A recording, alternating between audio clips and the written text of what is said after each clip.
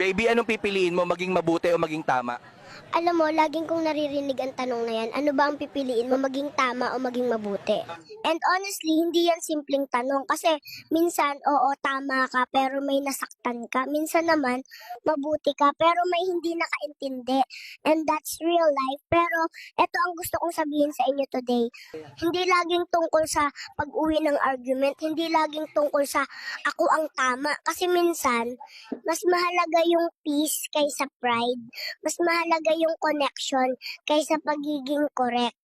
At minsan, mas mahalaga yung katahimikan ng puso mo kaysa sa satisfaction na nanalo ka. Nasapin na. Kaya kung may kaaway ka ngayon, may tampuhan, may hindi pagkakaintindihan, pause ka muna. Tanungin mo sarili mo, ano ba ang mas makakabuti? Ano ba ang mas makakapagpagaan ng loob ko mamayang gabi?